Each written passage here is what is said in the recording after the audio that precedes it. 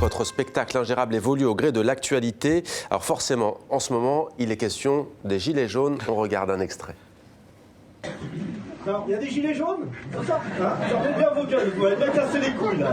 Les racailles des ronds-points là. Avec leurs gilets jaunes, tu passes pas. Déjà ils savent vous le faire, t'as vu parce qu'ils le font. J'ai pas vu moi de gilets jaunes sur le rond-point de Mantes-la-Jolie.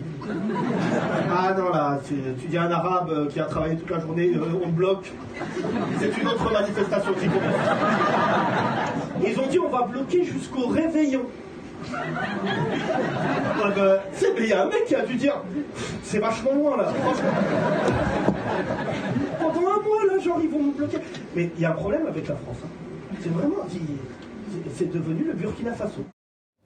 Pourquoi Yacine Bellatar, le Burkina Faso?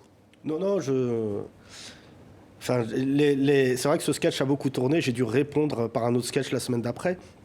On a compris qu'on était dans le second degré, vous êtes humoriste. Hein. Non, mais le second degré, c'est pas... Vous avez vu, il fait froid dehors, hein, donc on n'a même pas le second degré. Non, mais juste préciser que déjà que mes lunettes, je suis pas de Joe Star, hein, mais j'ai un problème aux yeux aujourd'hui. Mais juste préciser, je trouve que les Gilets jaunes étaient partis sur un mouvement qui était resplendissant. Maintenant, c'est vrai que c'est une forme de ratatouille militante, parce qu'il y a de tout et de rien.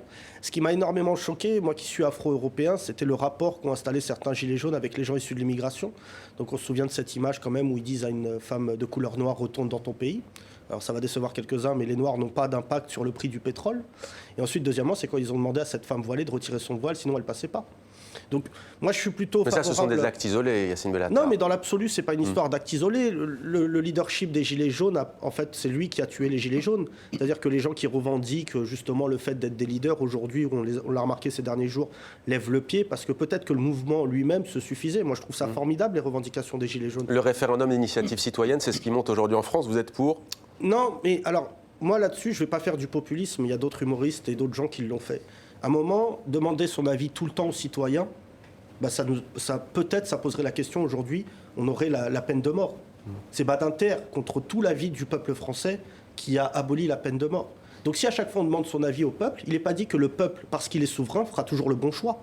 Et peut-être que sur certains sujets, il y aura une régression. Que le système politique français depuis 40 ans pullule de gens qui sortent des mêmes écoles et que une success story d'un citoyen qui monte dans les hautes sphères n'existe pas, ça, mais je suis tout à fait d'accord et j'en suis même l'incarnation. Moi qui viens des quartiers, c'est beaucoup plus difficile pour moi d'arriver sur votre plateau que si j'étais bien né. Mais après, la réalité, c'est qu'il ne faut pas penser que parce qu'on est beaucoup, on a toujours raison. On fait partie d'un pays aujourd'hui où 30% des gens votent Front National. Je ne suis pas sûr que si à chaque fois ils allaient voter des référendums, ça serait quelque chose qui permettrait de vivre ensemble. Et ça, aujourd'hui, quand je vois sur les plateaux télé, et c'est pas le cas de votre chaîne, et c'est pour ça que je suis fier de payer des impôts pour subventionner des chaînes comme les vôtres, les chaînes privées, c'est elles qui ont donné la parole à des gens qui, pour le coup, m'ont inquiété toute la semaine passée. C'est vrai qu'il faut totalement, et moi je suis pas... Attention, il faut bien faire le distinguo, hein.